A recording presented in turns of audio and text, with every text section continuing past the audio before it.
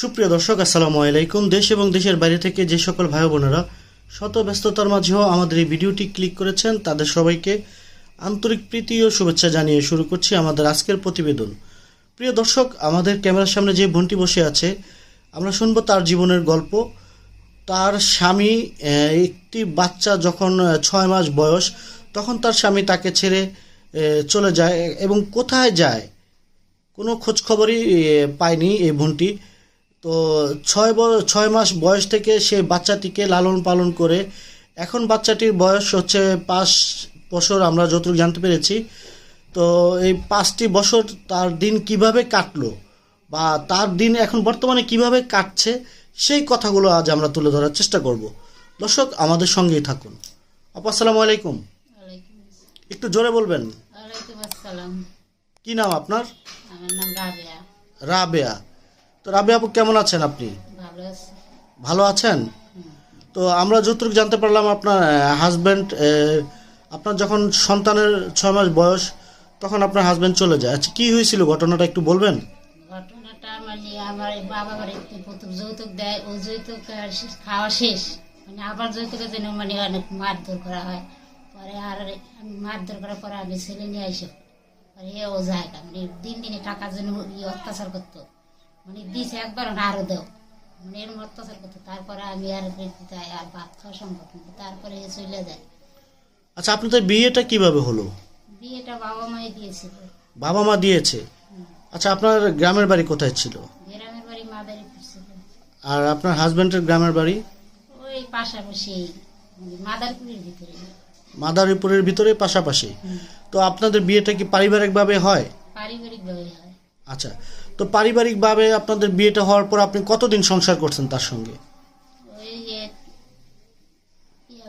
বিয়ার 7.5 বছর পর আমার ছেলে হয়েছিল, বুঝছেন? আপনার বিয়ের 7.5 বছর পর ছেলে হয়েছিল। ছেলে হয়েছে। আচ্ছা, হ্যাঁ, তারপরে? তারপরে তো ওই ওই যে ছেলে হওয়ার 6 মাস পরে আবার চলে যায়।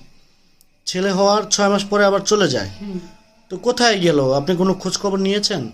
খোঁজ খবর নিয়ে নেই, তেমন একটা ভালো না, এই কারণে আর খোঁজ খবর কি নেই। ভালো না? একটু আমাদেরকে কোনো কিছু গোপন করতেছেন আপনি? না, তাহলে আমাদেরকে একটু বলুন। পরকীয়ায় জড়িত ছিল। পরকীয়ায় জড়িত ছিল? যে কিভাবে পরকীয়ায় জড়িত ছিল বা আপনি কিভাবে জানতে পারলেন, একটু আমাদেরকে বলুন, খুলে বলুন।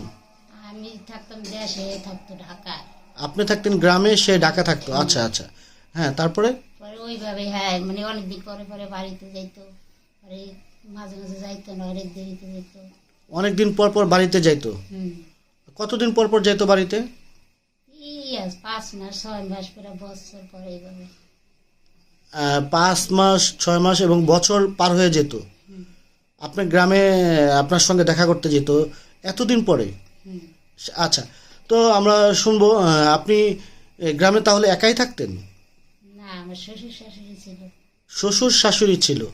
শ্বশুর শাশুড়ির সঙ্গে একাই থাকতেন। হুম। আচ্ছা, তো আপনার হাজব্যান্ড ঢাকা কি করতো?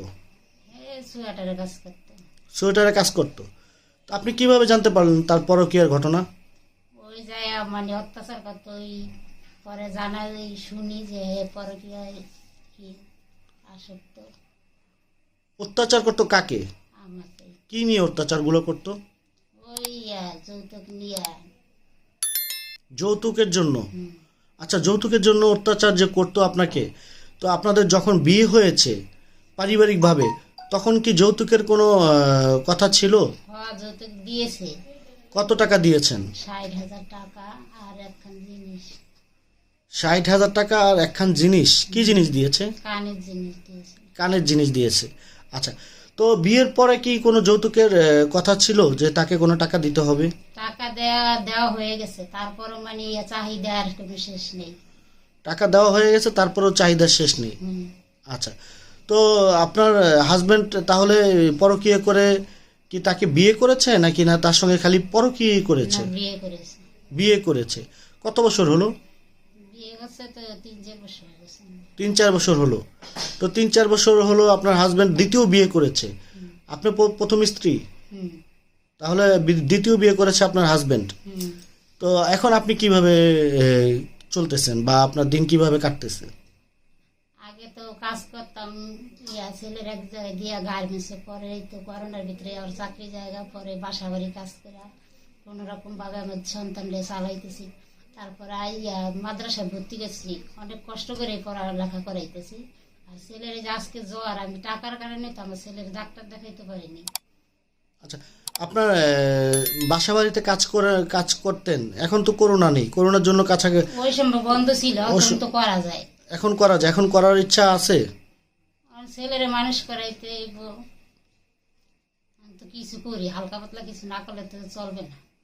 হালকা পাতলা কিছু না করলে চলবে, তাও করার চেষ্টা করেন কখনো? চেষ্টা করেছেন? করি, হ্যাঁ। কি চেষ্টা করতেছেন? ওই যে বাসা বাড়ির কাছে ছেলের মাদ্রাসায় দিছি, ও তো থাকতে পারে না, ওরে আনতে হয়, দিয়েতে হয়, মানে ফাঁকে ফাঁকে আবার দু একটা বাসায়ও কাজ করি। কত টাকা বেতন পান আপনি বাসায় কাজ করে? বাসায় কাজ করলে দেয়, এক কাজ করলে 600 টাকা মাসে নাকি? মাসে। এক বাসায় 4-5টা বাসায় কাজ করি, ওইভাবে মানে সংসার চলে না, টানাটানি পড়ে যায়। টানাটানি পড়ে যায়। আচ্ছা, আপনার এখন যেখানে আছেন, এই যে আমরা যে বাসাটি আছি, এই বাসাটা কার? বাসাটা আমারই। আপনারই? আপনি ঢাকায় কিভাবে আসলেন, মানে একটু আমাদেরকে বলবেন সেই গল্পটা? ঢাকা আসছি, আমার পাশের বাড়ি একজন ছিল, সে বলছে যে দেশে এত কষ্ট করার কি দরকার, ঢাকা চল। তারপরে তার সাথে ঢাকা আসছি। পাশের বাড়ি কে ছিল? মানে আমার বোন হয় সম্পর্কে বোন হয়, তার সঙ্গে আপনি ঢাকা আসছেন। আচ্ছা, কি বলে আপনাকে ঢাকা আনলো সে? বলছে কাজ করে খাবি ছেলে নিয়ে, এত মারামারি ধরাধরি চাইতে, দেশে কষ্ট করা চাইতে, ঢাকায় চল কাজ দিয়ে দিন। পরে আমার বাসার কাজে দিয়ে দিচ্ছে। বাসার কাজে দিয়েছে? আচ্ছা, বাসার কাজে যখন আপনি ঢুকলেন, তখন আপনি কিরকম, মানে আপনার ভিতরে অনুভূতিটা কিরকম হলো, মানে আপনি একটু বলবেন আমাদেরকে? অনুভূতি এটাই যে আমার ছেলেরে মানুষ করতে হবে। ছেলেকে তো মানুষ করতে হবে, এটা আমরাও জানি, বা আপনারও আছে, ছেলে সন্তান যাদের আছে তারা সর্বোচ্চ চেষ্টা করে তাদের সন্তানদেরকে তারা মানুষ করবে। তো আপনি মা হিসাবে আপনারও দায়িত্ব, আপনার ছেলেকে আপনি মানুষের মতো মানুষ করবেন। তো আপনি কি সেই স্বপ্নটা পূরণ হবে? আপনি কি পারবেন আপনার এই সন্তানকে মানুষের মতো মানুষ করতে? আমি তো পারবো না, তারপর যদি কেউ 5 জনে আমার সহযোগিতা করে তাহলে আমি আগাইতে পারবো। আজকে ভিডিওর সামনে কেন আসছেন? এই কষ্টের কারণেই। কষ্টের কারণে? মানুষ করতে পারি না। তো আপনার কষ্টের কথাগুলো তো আমাদেরকে বললেন না, মানে কষ্টের কারণে আসছেন, কষ্টের কথাগুলো বলতে হবে না? বলবো তো, এই যে দেন না, আজকে আমার ছেলে ডাক্তার দেখাইতে পারি না টাকার অভাবে।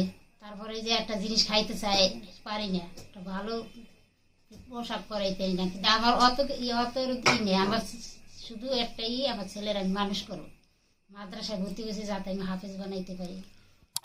আচ্ছা, তো আপনি আজকে ভিডিওর সামনে আসছেন মূলত একটু সাহায্য সহযোগিতার আশায়। হ্যাঁ। আপনি কি বোন লেখাপড়া করতে পেরেছেন? লেখাপড়া করছি একটু, 8 পাস করেছেন? আচ্ছা, তো আপনাকে যদি কেউ সাহায্য এবং সহযোগিতা করতে চায়, আমাদের কোনো দর্শক, তো আপনার সঙ্গে কোনো যোগাযোগের ব্যবস্থা আছে? আছে। কি ব্যবস্থা আছে? মোবাইল আছে। মোবাইল আছে? তো মোবাইল আছে থাকলে তো বললে হবে না, নাম্বারটি কি বিকাশ করা আছে? হ্যাঁ, বিকাশ করা আছে। তো এই নাম্বারটিকে আপনি দিতে চাচ্ছেন ভিডিওতে? হ্যাঁ, আমি দিতে চাই। দেশের বাইরে থেকে হাজারো মানুষ আপনাকে ফোন দিবে, অনেকে অনেক ধরনের কথাবার্তাও বলবে। তো জেনে বুঝে আপনি দিতে চাচ্ছেন নাম্বারটি? হ্যাঁ, আমি জেনে বুঝে দিতে চাই। নাম্বারটি মুখস্থ আছে আপনার? জি। তাহলে বলুন। 019 74 74 55 55 4 4, তারপরে 0179 হ্যাঁ 94 554। আরেকটি বার বলুন। 0179 8894 554। নাম্বার ঠিক আছে? যদি নাম্বার ভুল হয় বোন, অন্য নাম্বারে চলে যাবে আপনার ফোন, আপনার কোনো লাভ হবে না। 0179 8894 554। আচ্ছা, তো এই নাম্বারটি ভিডিওতে দেওয়ার মূল উদ্দেশ্যটা কি একটু বলবেন? আমি চাই আমার 5 জনের সহযোগিতা করি, যাতে আমার ছেলের আমি মানুষ করতে পারি। 5 জনের সহযোগিতা করুক, আপনি মানুষের সহযোগিতায় আপনার ছেলেকে আপনি মানুষের মতো মানুষ করতে চাচ্ছেন। আচ্ছা বোন, এখানে একটি প্রশ্ন রয়ে গেল, অনেকেই এই ধরনের কমেন্ট করে থাকে বা অনেকে এই ধরনের প্রশ্ন করে থাকে। আপনার তো হাত পা সব ঠিক আছে, তাই না?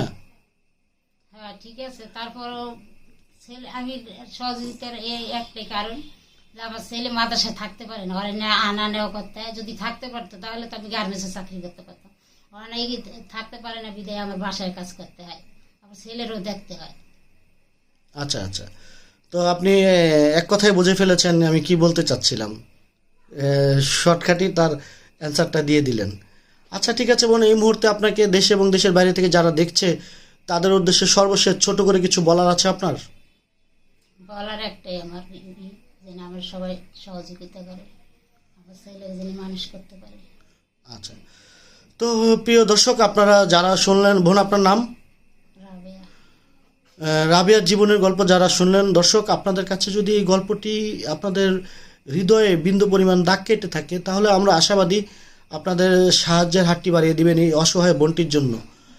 দর্শক, আমাদের এই ভিডিওটি আপনাদের কাছে ভালো লাগলে ভিডিওতে একটি লাইক দিবেন এবং আমাদের এই চ্যানেলটি সাবস্ক্রাইব করে আমাদের এই চ্যানেল থেকে পরবর্তী ভিডিও পেতে হলে থাকতে হবে আমাদের এই চ্যানেলের সঙ্গেই। দর্শক যেখানে থাকুন ভালো থাকুন, ধন্যবাদ সকলকে, খোদা হাফেজ।